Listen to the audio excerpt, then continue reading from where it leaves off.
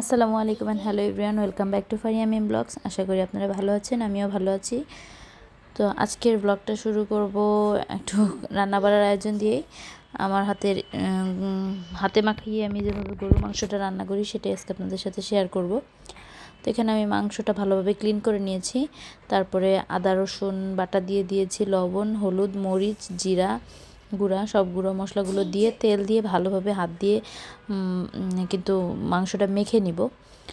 আমি সবসময় এভাবে মেখেই রান্না করি, আর মেখে রান্না করলে মাংসটা খেতে আসলে মজা বেশিই লাগে মনে হয়। আমি অন্যভাবে রান্না করিনি, বাট আমার কাছে এটাই মনে হয় বেশি মজার।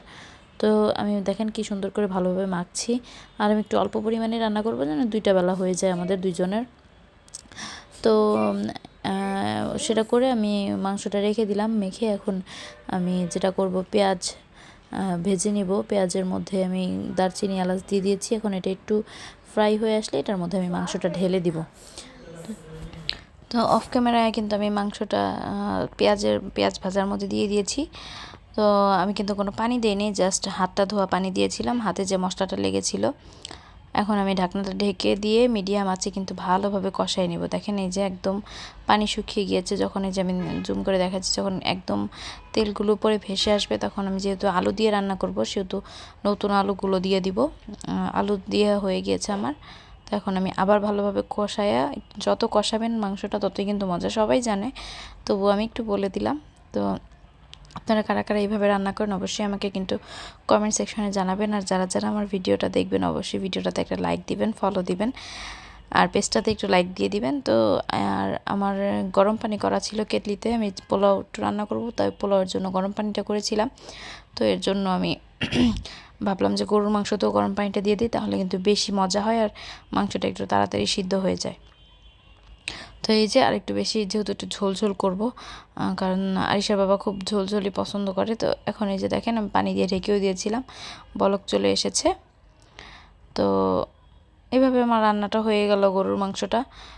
টাইম লেগেছিল কিন্তু, এটা কিন্তু 1 ঘন্টার মতো, 1 ঘন্টা না 45 মিনিটের মতো লেগেছিল ফুল প্রসেসিংয়ে। তো এই যে আমার মাংসর চুলাটা অফ করে দিয়েছি আমি একটু জিরার গুঁড়া দিয়ে, মানে ভাজা জিরার গুঁড়াটা দিয়ে। তো এখন আমি পোলার চালটা ভালোভাবে ধুয়ে নিচ্ছি। আর এইভাবে ধুলে কিন্তু একটু ইজি হয়, মানে জালিতে করে তাড়াতাড়ি হয়ে যায় ধোয়াটা।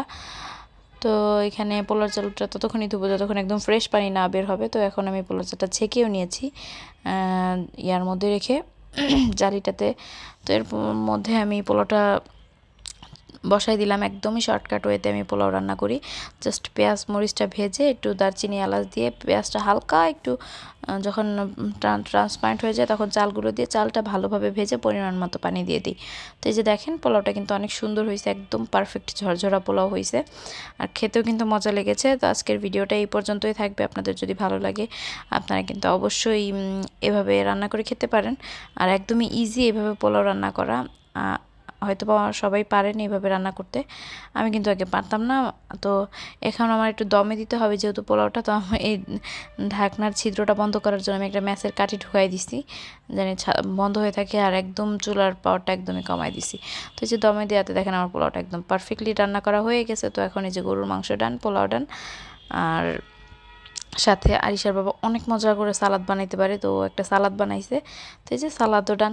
ওভারঅল মিলিয়ে আজকের খাবারটা, মানে এটা আজকের না, গতকালকের ছিল, ভালোই ছিল আলহামদুলিল্লাহ। তো এই যে আমরা দুপুরে খাই, আপনারা ভিডিওটা দেখতে থাকেন। তো খেয়ে দিয়ে আমি একটু বিকালে বারান্দায় চলে আসলাম। দেখেন অনেক ঠান্ডা, মনে হচ্ছে না যে ভোরবেলা এসেছি এরকম লাগছে, কিন্তু এটা কিন্তু আসলে বিকালবেলা অনেক ঠান্ডা ছিল বাহিরে। আর ইদানিং কিন্তু ভালোই ঠান্ডা পড়তেছে। আর আমার বাসা টপ ফ্লোরে, তবুও ঠান্ডাটাই 2-3 দিন খুব ভালো টের পাচ্ছি। তো আজকের ভিডিওটা এই পর্যন্ত, আল্লাহ হাফেজ।